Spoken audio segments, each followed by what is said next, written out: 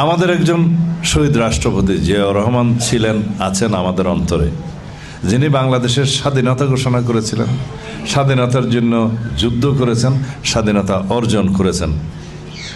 যখনই এই দেশের স্বাধীনতা হুমকির মুখে পড়েছে, তিনি সেই স্বাধীনতা সার্বভৌমত্বকে রক্ষা করেছেন, উদ্ধার করেছেন।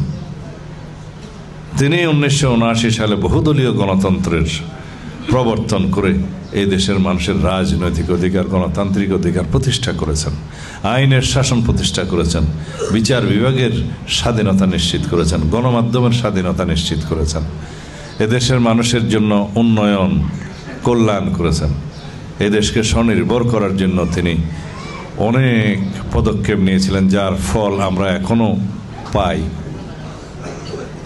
দেশনেত্রী বেগম খালেদা জিয়া স্বৈরাচার বিরোধী সংগ্রাম করতে করতে, দীর্ঘ 9 বছরের সামরিক স্বৈর শাসন বিরোধী সংগ্রাম করতে করতে এদেশে গণতন্ত্র পুনঃপ্রতিষ্ঠা করেছিলেন। তিনি সংসদীয় পদ্ধতির সরকার ব্যবস্থা প্রতিষ্ঠা করেছিলেন জনগণের দাবিতে, এদেশের চাহিদা অনুযায়ী। তিনি তত্ত্বাবধায়ক সরকার ব্যবস্থা প্রতিষ্ঠা করে নিরপেক্ষ নির্বাচনের ব্যবস্থা করেছিলেন। অপরপক্ষে আওয়ামী লীগ, ফ্যাসিস্ট শেখ হাসিনা এবং তার পিতা সবসময় বাংলাদেশে গণতন্ত্র হত্যা করেছে, গণতন্ত্র ধ্বংস করেছে এবং এদেশের মানুষের অধিকারকে কেড়ে নিয়েছে। একদলীয় শাসন ব্যবস্থা, এক ব্যক্তির স্বৈরতান্ত্রিক শাসন ব্যবস্থা প্রতিষ্ঠা করেছে।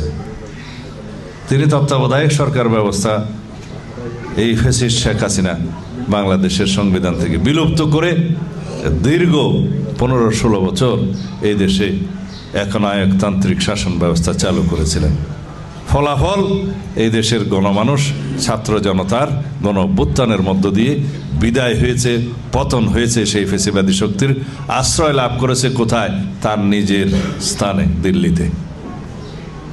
এরা ভারতীয় দল, এরা ভারতের সেবাদাস সরকার ছিল।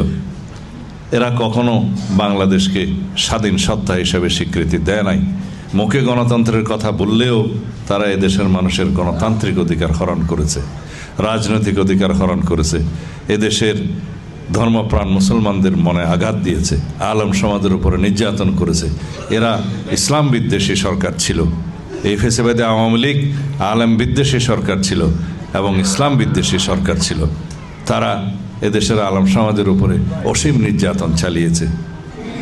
তারা গণহত্যা করেছে শাপলা চত্বরে। এদেশের নিরীহ মাদ্রাসা শিক্ষার্থীদেরকে তারা হত্যা করেছে রাতের অন্ধকারে।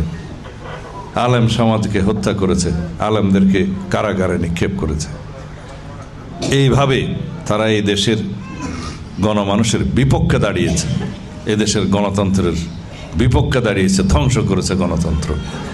এদেশের আপামর জনগণের বিরুদ্ধে তারা দাঁড়িয়েছে। ফলস্বরূপ এই দেশ থেকে চিরতরে তারা উৎখাত হয়ে গিয়েছে। সুতরাং আমরা আগামীর বাংলাদেশ কীরকম বাংলাদেশ চাই, জনগণ ইতিমধ্যেই আমাদেরকে বলে দিয়েছে যে আমরা গণতান্ত্রিক শক্তিশালী বাংলাদেশ চাই, আমরা বৈষম্যহীন বাংলাদেশ চাই, আমরা এমন বাংলাদেশ চাই যেখানে আইনের শাসন চালু থাকবে, সুবিচার থাকবে, সামাজিক ন্যায় বিচার প্রতিষ্ঠা হবে।